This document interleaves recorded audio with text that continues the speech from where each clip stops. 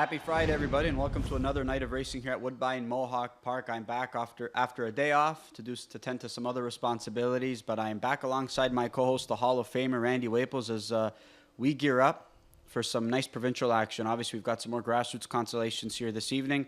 The grassroots finals tomorrow night, and what is always to me a jam-packed, action-packed card. I love handicapping those cards because I think it's a great opportunity for some prices. But look, it's fun to be excited about a card tomorrow night, especially considering what we've got coming up in the coming weeks as well. Yeah, and the grassroots, I always find that, not only are they at a really good level of horses, they're not that far separation from gold to grassroots. They race it.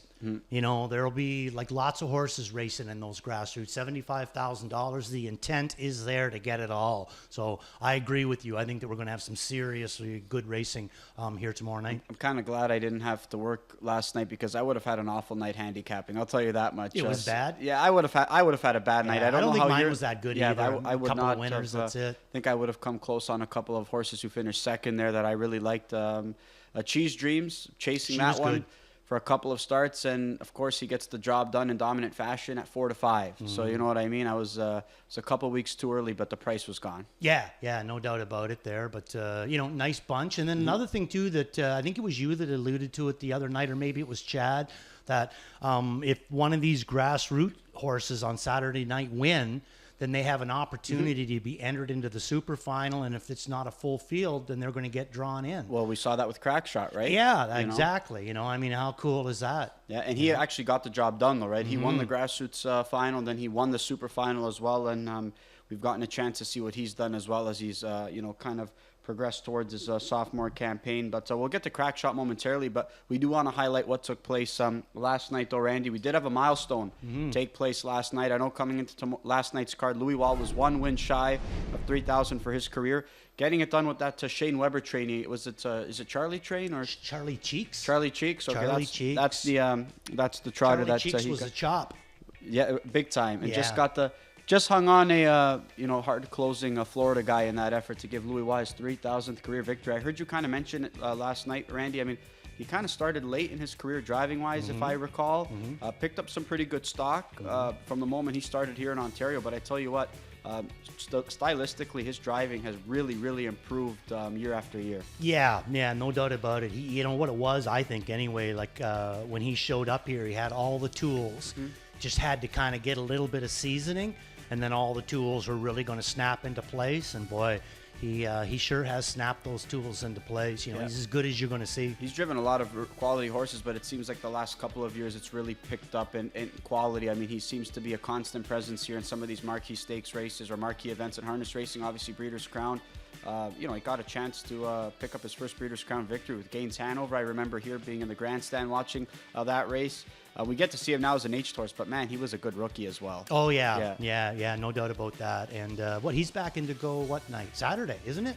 Is it Saturday, or Monday night? Or maybe it's Monday night. I don't recall. They all kind of blur together sometimes, John. And Bob McClure also had 3 wins last night. He's continuing what's been a pretty nice stretch for him, and I know we alluded to it a couple nights ago. He's really got to look forward to his lineup in a couple weekends from now in super final night because he's loaded for bear, I think, that night. He is, and McClure's always a really, really good driver. But now, right at this point, I find he's a really, really good driver that's brimming with confidence. Yep.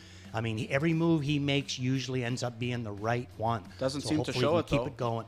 He's always got that same demeanor. He does. Very easy kind of going guy, Yeah. you know what I mean? But right now, all cylinders are firing for Bob McClure. But look, anytime you get an opportunity to sit behind quality horses, it really does help your confidence. I mean, you can attest to that right away. Absolutely. And I think that the biggest one is Bo Jangles. I think that, he's done an excellent job with that horse. I think it's a rush every time he gets to get up behind him. And, it just kind of, puts you in a good frame of mind to be in here every night. And it's going to be a good group that he's going to get a chance to take on even on Monday. Is it Monday or Tuesday's Gold, I think. Obviously, he's the winner of the Metro, but we also saw a couple of local hopefuls put forth good efforts till the cows come home, put forth a good try. How about Redline Rocket Man? I mean, the effort he put forth, he'll take on Windor yet again. He's been taking on quality colts all season long. He might be the best of the bunch, and he's done it so easily, but I think it goes to show just how good he is. And I think it also speaks volumes about the depth we've seen here provincially as well. Oh yeah. I mean, this isn't the first time that we've had a Glamour Boy be the top sire stake horse either. Go back to some beach somewhere. Yep. Just an incredible horse, and I think Bobby is riding a high with him right now. Big time. And speaking of quality sire stakes horses, we're going to get a chance to see a couple of them in action here earlier today, this morning in qualifiers. We're going to get a chance to see our Some Beach Somewhere Horse of the Year back in action, Randy Chantilly, as she gears up for, I believe, what's going to be one more gold and then the super final. So Louis Waugh was aboard her this morning, Randy, because James had some commitments in Lexington. He picked up a victory there with the Gilbert Jog, a filly of the stables, but I say this filly looked even sharper than her qualifying prep last week. Oh, yeah. Yeah, definitely looks good out there. And be interesting to sit down and talk to Louis, because it's got to be the first time Louis ever sat behind her.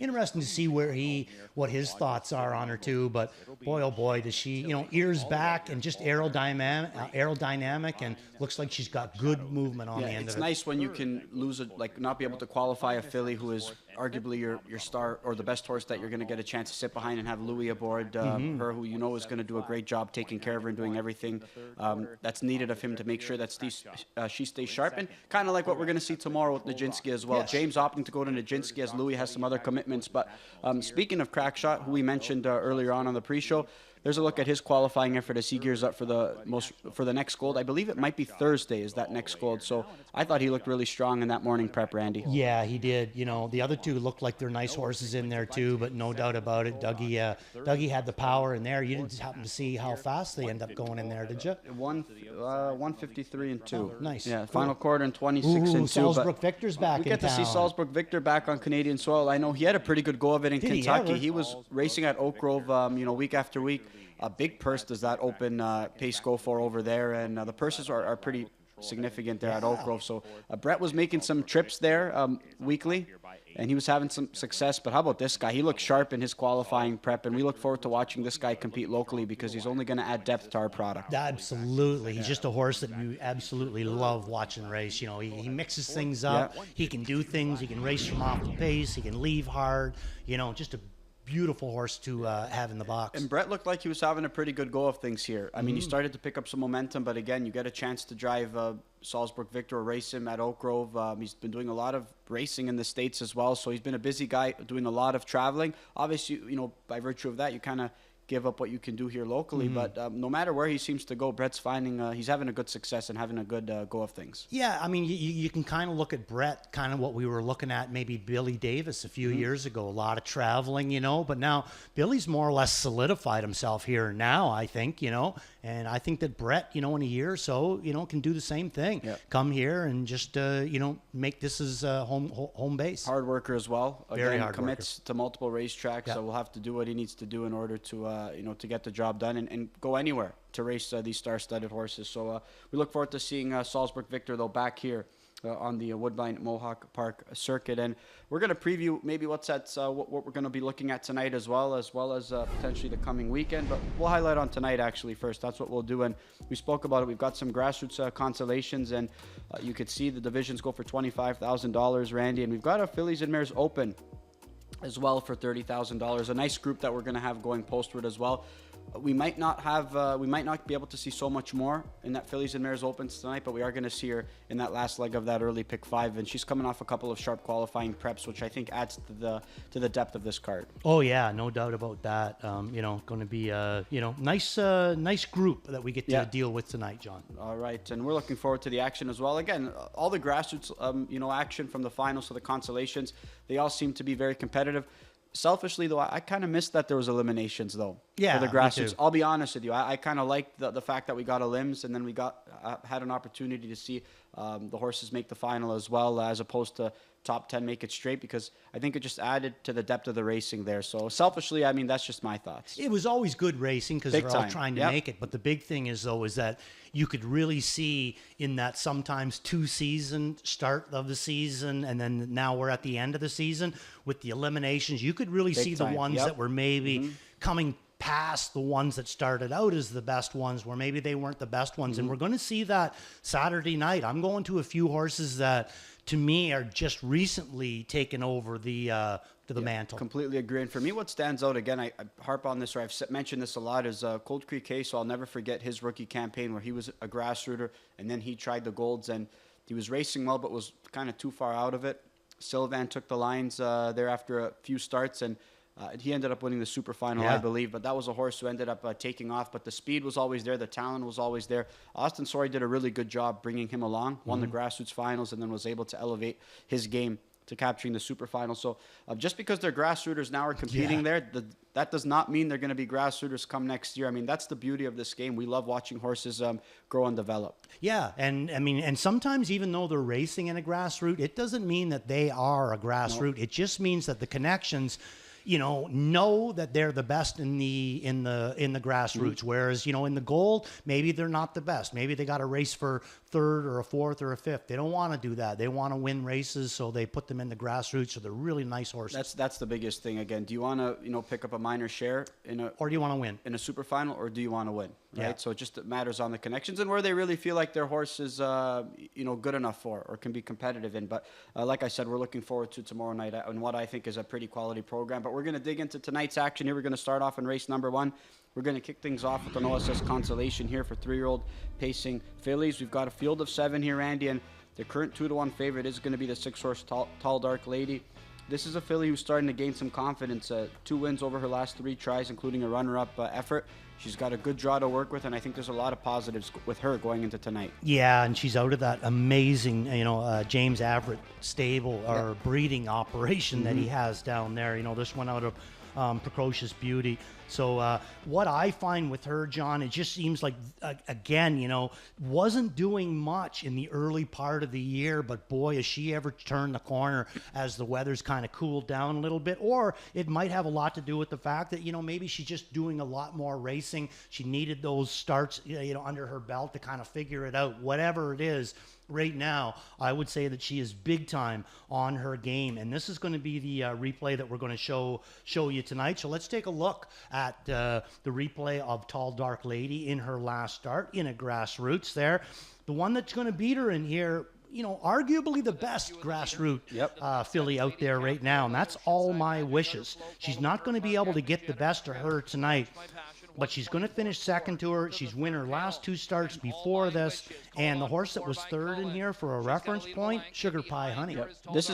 We got a pretty nice division here in the grassroots 3-year-old pacing fillies, I'd say, Randy. And again, that was a good showing there by Tall Dark Lady. Worked out a really nice trip. She took support in that action, but she ended up fending off a Sugar Pie Honey who worked out a pretty good trip, just being able to fend her off at the line. I'm glad you submitted this replay, though, because I thought the horse who finished 4th, Something in Blue, I thought she was sneaky good as well. I mean, she tried to come up the inside, then had to commit a little bit to the outside because she knew that lane was shut. I thought that daughter of Sunfire Blue Chip put forth a pretty nice try in what was a 4th place effort. I was, considering slotting this filly up on top, but initially I just, went to Tall Dark Lady. I think that the post, the confidence, and the fact that she's going to likely be able to control things is going to bode well for her to kick things off tonight. I think that Dougie goes right down the Riud with Tall Dark Lady. Maybe not, but I think that's what he's going to do. And Something in Blue, I agree with you. I thought that was a good effort, but I kind of went with Travis on this one. Travis Henry drove her in her last. He elects to go to the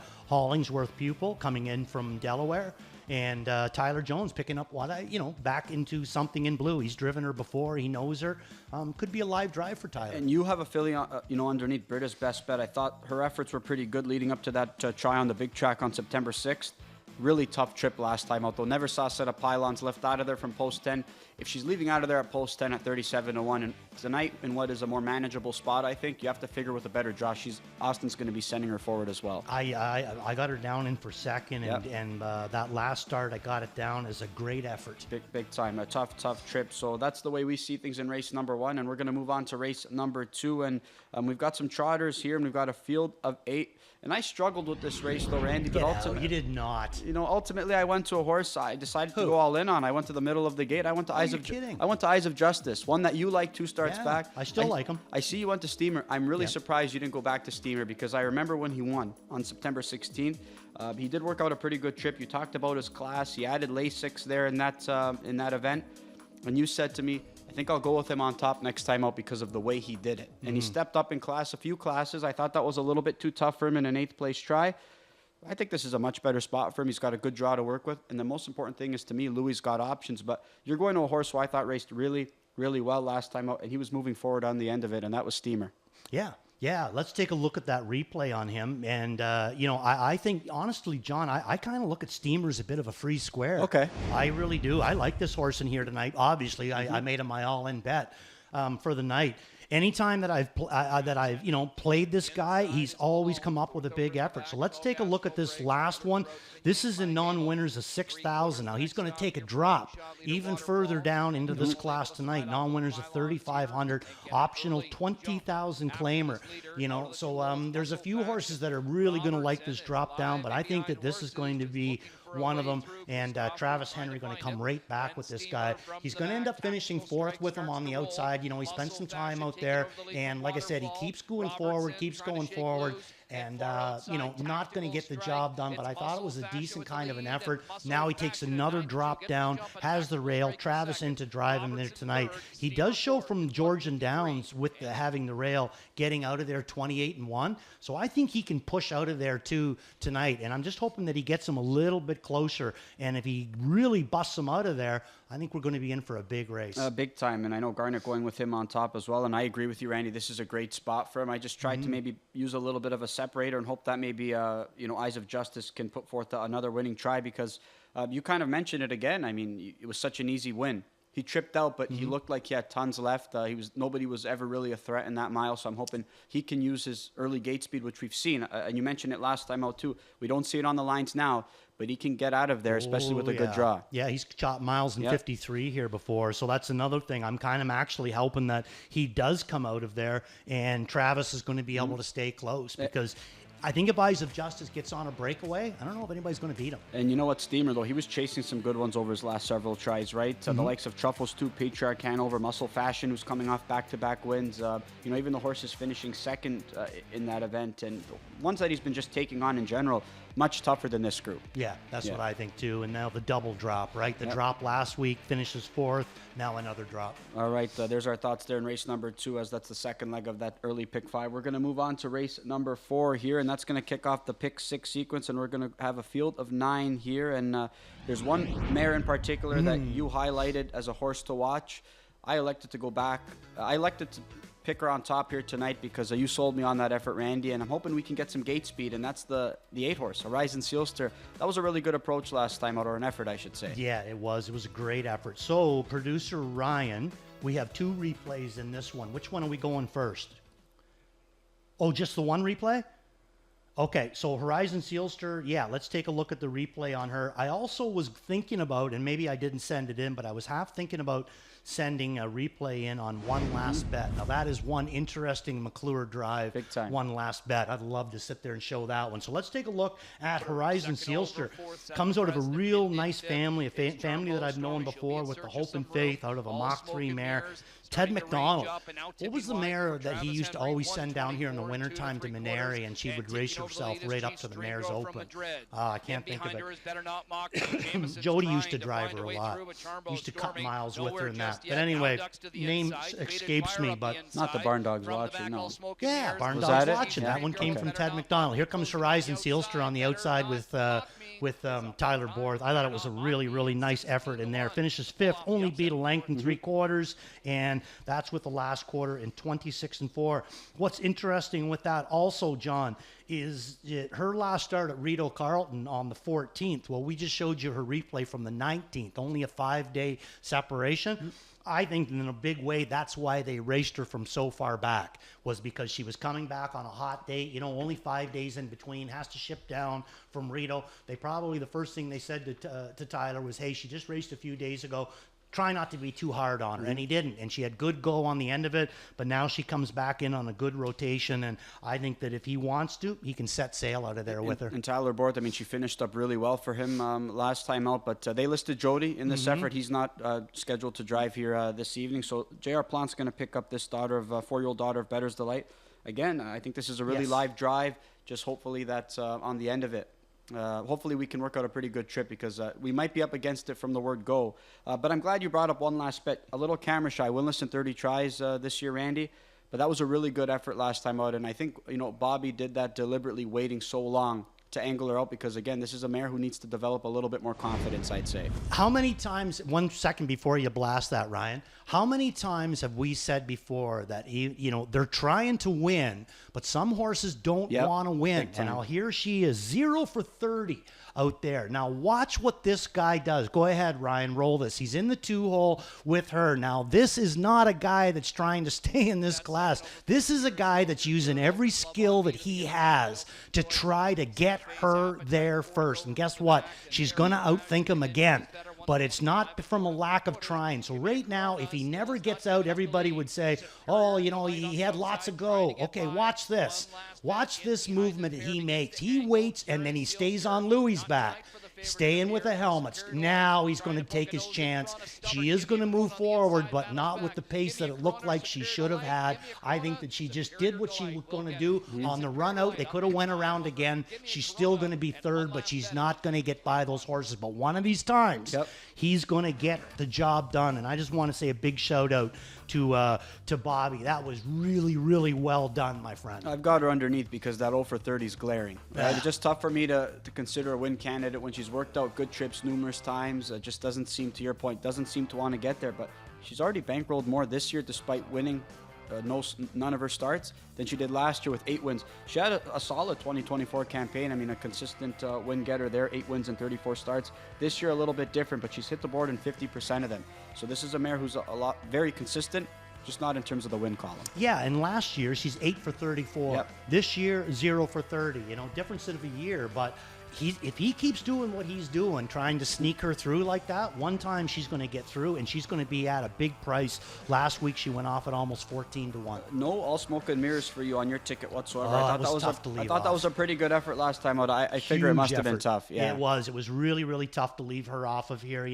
Probably a mistake on my part. But you know who I used in for third that we talked a little bit about last week, and I think that she could come up with a big effort? Chelsea's Choice. Yep. And here's Tyler Borth, has a big race with Horizon Sealster, doesn't get listed back, but picks up Chelsea's Choice, who he's been driving, you know what I mean? And I think that she could also, down in this cheap bunch, could come up with a big effort. When we least expect it, she seems to get the job done. So there's our look at race number 4 that kick starts the pick 6 sequence. We're going to move on to race number 5. This closes out that early pick 5 sequence here, and we've got a field of 10, and we're going to see the return of So Much More. We're not accustomed to seeing her qualify, Randy. I mean, this is a mare who's rarely ever qualified throughout the course of her career. We did see her qualify on May 15th as she geared up for a start on the 23rd. And now we're seeing multiple qualifying tries, one at Clinton and one here at Mohawk, as she gears up for her first pari-mutuel start since June 14th. We know the talent is there, Randy, but she was taking on some tougher company. Just the efforts weren't the same that we're accustomed to seeing from this daughter of Big Jim. But I think she needed a little bit of a freshener up because she's been taking on some really tough rivals, week after week or start after start, big time. And it just keeps getting tougher and tougher. But I like that prep leading up to the start tonight. What say you? I say 2 really nice preps, one from Andy Moore and one from Dougie last week there with So Much More. So I think that she's going to be good to go. And did we send that replay in? Yes, you did. We did? Okay, so let's take a look at that replay. Now, Sorcia Sealster also coming off with a nice replay. She qualified in against Nijinsky. Now, hear me out on this, John. She's got it all. It's going to take a lot of looks in here, okay? Mm-hmm. Because they're all dropping down into a class where they're very, very good at.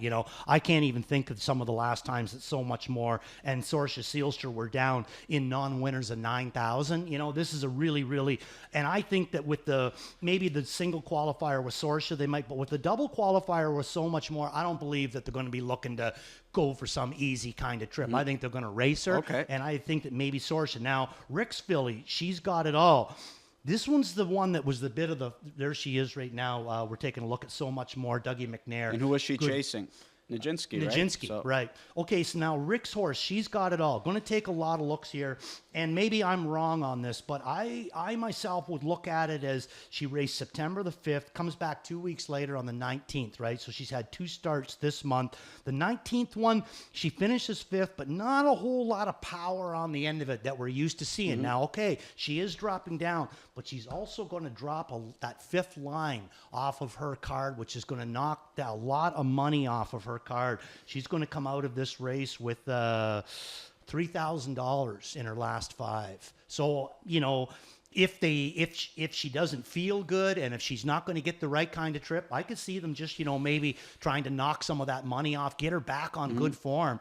I don't know if the form that she has right now is going to be good enough to knock off these other ones. Yep. You know what I mean? It should be. We've seen her win the Preferred before, but I don't necessarily know if she's going to be able to knock off these 2 killers so much more, and Source of Sealster, who normally have to start back in fillies and mares. Yeah, I couldn't agree more. And again, we saw she's got it all dropped down in class over those last couple of tries, but look who dropped down with her. Grit and Grace, Glamboro, Absolution, Miss Quicksand, and Angostura Hanover. It's not your typical non-winners of 12,000, you know, class, last 5 class for mares, right? I mean, she had some preferred stalwarts dropping down with her, but I just didn't really love the way that she was finishing up those miles in terms of the way we've been accustomed to seeing her. You and I both going to go the direction of so much more. I'll say this. I never back so much more when she's missed a few weeks and comes into race because, you know, just doesn't have that same level of pop. If you look at her lines on track and historically, if she's not racing on a regular rotation, she's not as sharp. Agreed. This is a little bit different, though. Now she's coming off 2 qualifying tries, having missed those times.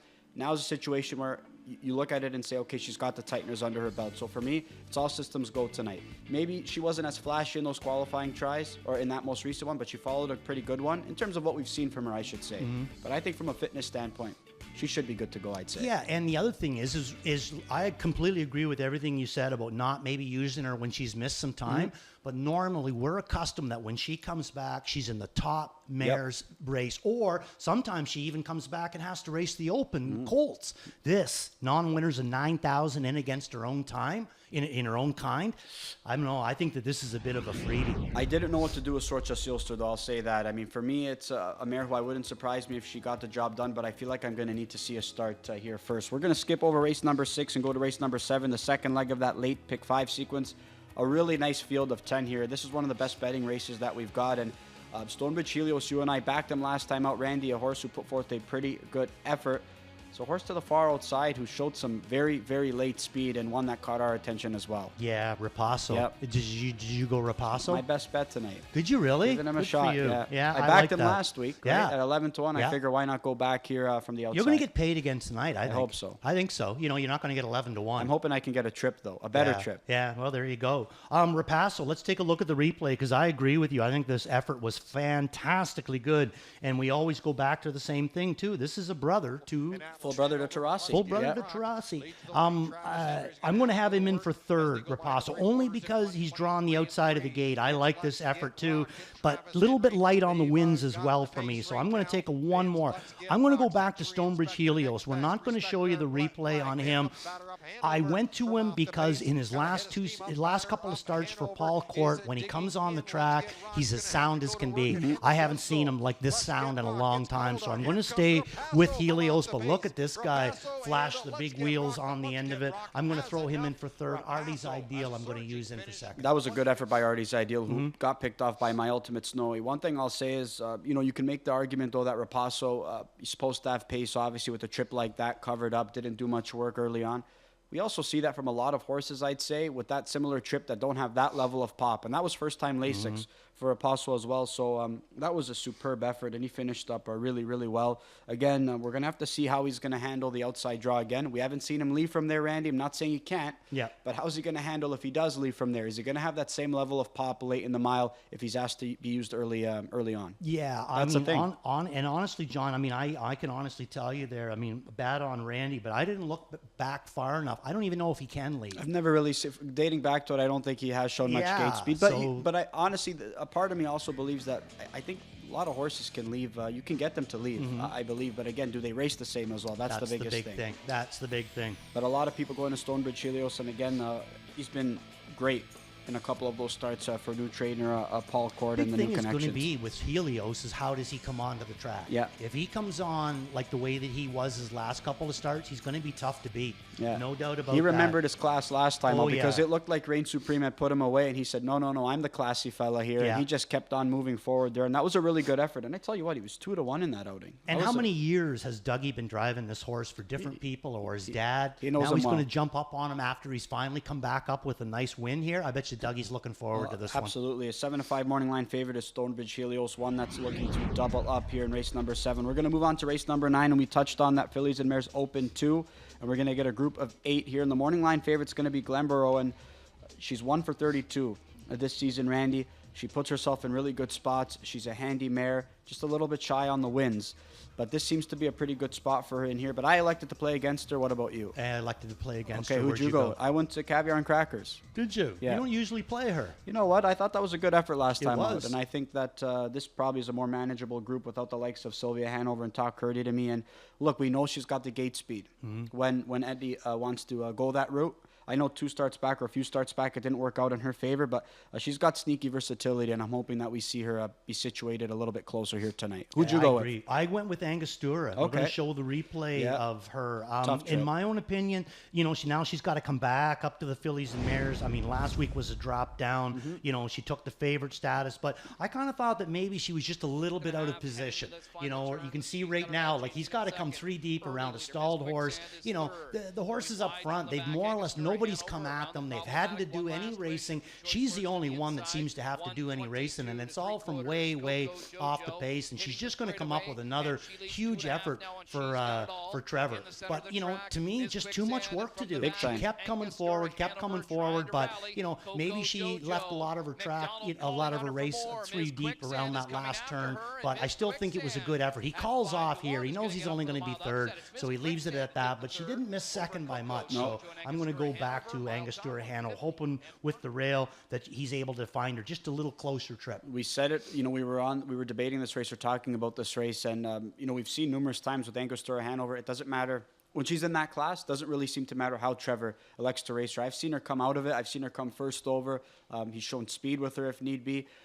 In that particular spot, again, I mentioned it, be careful what you wish for, because I said I don't think it matters the way or whatever trip Trevor gets her. I didn't expect you know, him to be 2nd over with a mare who just didn't really have her best day. You could see what was it? One Last Wish was looking backwards at Bobby. Yeah. She was not steering Just well hooked whatsoever. right on the right line, and and that was a just went detriment. nowhere. I mean, that Yeah. ultimately decided the race there, and there wasn't too much early speed off the car. I think Miss Quicksand was the lone lever in that race, and the trip just never worked out. But you can't knock the effort. And Angostura Hanover. The only thing for me why I didn't pick her on top is because she just seems to not be able to get the job done versus the ones who are consistently in the Fillies and Mares preferred. And now she's going to hook that same group here tonight. But I tell you what, you're going to get value, and you're going to get a price here in this spot with a mare who's cracking sharp. I agree with you. Now, what about speaking of price? I didn't use Perfectly Chic. Are we looking at maybe a horse that's going to getting ready for the super final? Just tough for me to use her in this spot. I think this is 3-year-old against these bunch? I mean, she's faced like non-winners of 15,000 types, non-winners of 12,000 types. Now you're facing Fillies and Mares Open. You're a 3-year-old filly who's got a gold coming up as well as And a a bit of super a final stale coming date. up. Yeah, I mean, I think this is a really tough ask here Me too. again. But wouldn't be surprised to see her She'll finish race well, 4th or 5th. big time. I think Big she's move going to on the race end of well. it, right? But for me, Absolution, though, is the mare that I'm excited to get a chance to see yet again. She was a transportation scratch last time out, but how good has this daughter of McWicked been? I mean, she's proven that she can go with these mares. She absolutely, and she's fun to watch race. Yeah, big time. All right, there's a look at race number 9, and there's our thoughts here on this evening's actions, but we're going to look at some multi-leg ticket ideas here, and we're going to start things off with Randy's ticket, and just one single for you, Randy. That comes in race number 2. Yeah, I'm going to single Steamer. Told you. You know, I'm looking at him as a bit of a free square in here. So went 4-6, British Best Back, and Tall Dark Lady in the first race, and then singling Steamer in the second. The third race, I'm going to go all in. Don't really like any of the. I like them all as horses. Don't really like them as win candidates. Completely agree. Yeah. So in race number 4, I go back to 2 deep. I'm going to go one last bet, see if McClure can work a little bit more of that magic, and then Horizon Sealster. I'm kind of hoping that maybe if she gets the job done, it might separate the ticket a little bit. And then in race number 5, I'm going to go So Much More, Sorsha Sealster, and she's got it all. All right, we just got word, though, before we look at my ticket, Rapasso will have to wait another week. Oh, no. He's going to be a judge's scratch. here tonight. So Rapasso, I think things might be a little bit easier now for Stonebridge Helios. So significant scratch there. As that was my pick 5 single in the late sequence. I'll have to call an audible there. But my early pick 5, I'm going to go all in on the 5 horse in the second race, Randy, Eyes of Justice. I think he could be a good separator in that spot, but I do acknowledge Steamer could be tough to beat. I'm with you on race number 3. Maybe it was foolish of me to leave off 2 horses there. I didn't know which direction to even go with on top here. A lot of horses that kind of stand out maybe on class. But Talent. Look, Tip of Time has been But facing. they don't want to win. Tip of Time's been facing tougher, and I think this is a really good spot for him to get his second win of 2025.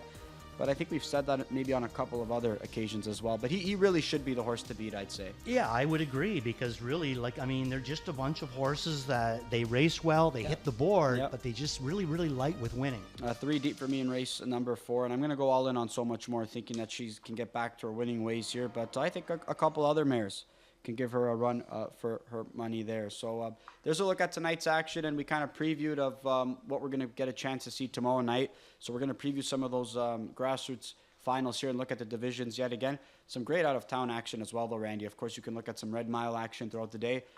A great card, a stacked card at Dayton, and we're going to see a couple of local guys participating there. Doug McNair going to drive Logan Park, and Louis Watt going to drive Irvin Hanover. I think talk Curdy to me as well. So a busy night for them. And speaking of Louis, though, his charity challenge event is going to be hosted tomorrow night. I think we are looking at this is James McDonald that we're looking at. We're seeing the dates. Okay, we're going to see Louis Watt's cause is going to be for the Kids Help Phone line here, and he's going to be doing it for Team Serge Godin and Determination. So listening to Louis talk, and he mentioned it in a little reel that he posted talking about the charity supporting. He said ever since he's gotten kids, ever since he's had kids, he's really starting to realize the importance of the next generation and the youth. And look, there's a lot of struggles that happen behind closed doors and internally that a lot of people don't feel comfortable about talking about. So I think it's important that if you're struggling, definitely to speak out, and I think that's a message that Louis is trying to relay as well. I completely agree, and so it's a fantastic charity, you know what I mean? And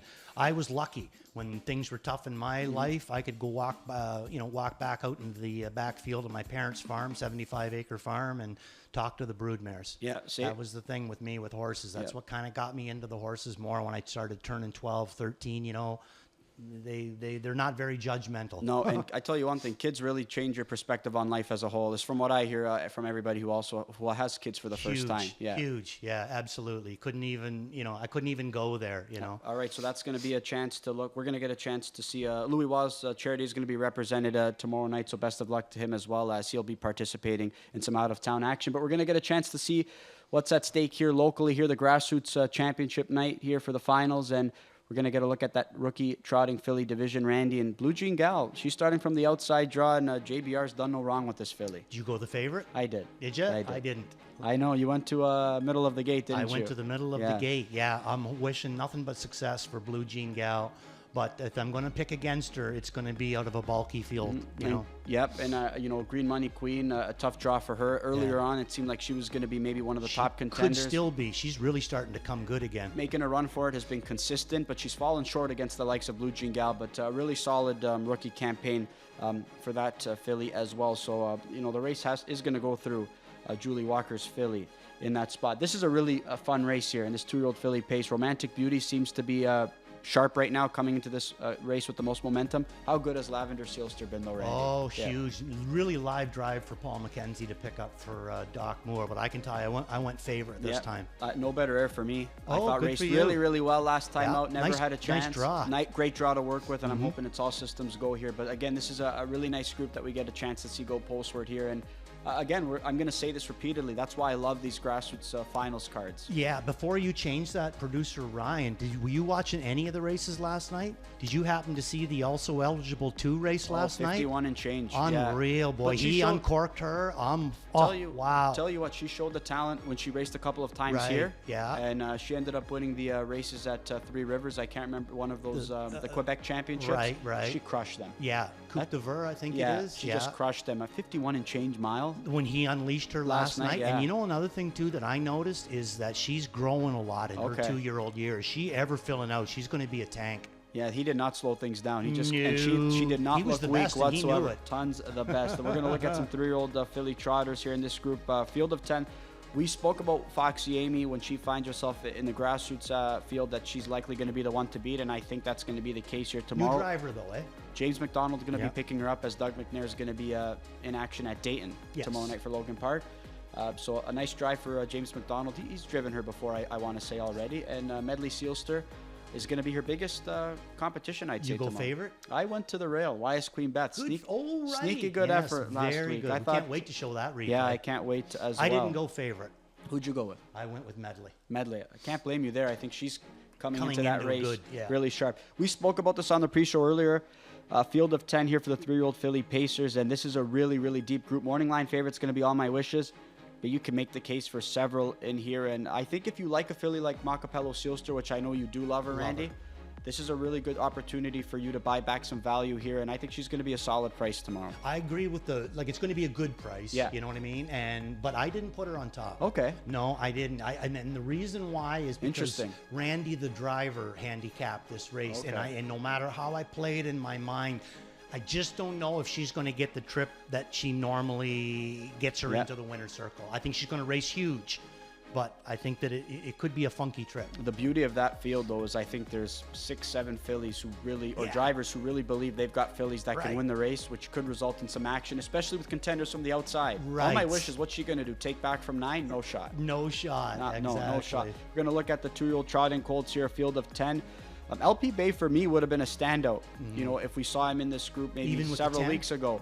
But now, the way he's trending right now, And the I think, 10. yeah, and the 10, I think it's tough. He's going to have trotting hopples, though, tomorrow night. So that's a bit intriguing. Hot Country's been uber consistent. You and I both backed Dream for Peace last time out. And speaking of good efforts, that was a really good effort by him. I didn't go with Hot Country. No, I didn't go with him either. There No. you go. And then I bet you look at how about you're also eligible in here. I How bet good you was wish he last drew night? in. Yeah, how good is he right yeah, now? big time. I did not expect that vicious rally from him last night. Oh, is he ever good? Yeah, I Look, backed him a few starts. Again, I was a little bit too early on some of these guys. A field of 10 here for the 2-year-old pacing colts and geldings, and we've got a field of 10 here, and a nice group here. Odds on Bullfrog Randy. He just continues to be super game, and he's going to be the morning line favorite. He is, but I don't think I went with him either. I went somewhere else in this one. Major I think Money? I went with the 3-horse Okay. Major Money. Yeah, I either went with Major Money or 36 Red. Okay, good efforts of the by two. them as well. I thought Mega, so. Mega Moves, I thought, raced super. Really good on last the time end out. of it. Had too much ground to make up there. 3-year-old trotting colts and geldings here, a field of 10, and Nickel and Dime seems to be the sharpest horse in this division. Randy, was a purchase there by the new connections and came into Mark Etzel's barn. The confidence is really starting to develop with this guy because he's just strung together a bunch of wins. I just don't find him pickable against. Okay. You know what I mean? I love Flanagan Sunshine, got him in for second, but Nickel and Dime, right now, I just think that he's got a little bit more than the rest. Got some versatility too. he I think the does. biggest thing is when he parked out to the lead and got stretched out that one time, and then somebody came right at him. He looked him in the eye, and you mentioned it when they come up alongside of him. Yeah. he gets stronger. He does, yeah. I Just went a really nice horse. I went Flanagan Sunshine though in that spot, but I Nice. acknowledge that he's going to be tough to beat. 3-year-old pacing colts and geldings. I say we both went with the same one here. I think we went different. No, Okay. You went out of ice, right? I did. Yeah, I went to Bruno. No. Oh, good for you. Yeah. I had a Lasix yeah. last time out. Right. Raced really, really well Did in so. rallying for a third. But out of ice again. We spoke about this numerous times. It seems like Jody can do anything he wants with this guy, and he always finds himself in the winner's circle no matter the trip. In my opinion, there's only one horse in the grassroots that can beat him, and he's not in the grassroots, and that's fifth and five. Yep, he's going to try the gold out there. So we're looking forward to tomorrow night's grassroots action. We've also got a open or preferred, which is going to consist of the likes of Nijinsky, as well as Remember the Alamo. So a great Saturday night card tomorrow night. But we got to get through tonight's action, Randy. And in terms of plays of the night, let's talk about your selections here. Okay, race 2 is going to be my all-in. That's Steamer from the Rail. Race 4, it's going to be Waples Watch, Horizon Sealster. We showed you the replay. Big movement on the end for her. Race 8, beat the favorite, All-Star Angel for Rachel Andrew and Austin Sorey, I think it is. Worth a look. And that's going to be Angus Stewart of Hanover in race 9. I think they'll get a price. I like it. All right, we're going to look at my place board, and one of them is going to be scratched. My best bet Rapasso will be scratched tonight. There's nothing worse than having a best bet scratched. I'll tell you that much. You look forward to a horse all night, and then he's Who'd not you going to be use able for to second, compete. you remember? I think Stonebridge Helios. But my rebound, Eyes of Justice in race number 2, winning return, so much more in race number 5. My worth a look is Hadley. I thought that guy raced pretty well last time out. So a tricky Friday night program here, and we're going to do our best to guide you through this 10-pack, but we've also got some resident handicappers chiming in as well. Kevin Plaucha, spot play is going to be Steamer. Ghislaine Piquette says it's time for She's Got It All. And Could Garner be right. Barnsdale going with the Ottawa shipper. Early Action, who's coming off some good tries in race number 10. American History is going to be tough to beat, though. He is going to be, but boy, we've had some pretty nice Ottawa shippers in the last little while. They've impressed when I'll they've come say. here big time. So there's our look at some other opinions there from our resident handicappers. Best of luck if you're following along tonight, and we're going to take you through the action all night long. We're going to come back and kick things off the way we always do with that early pick 5. Good luck.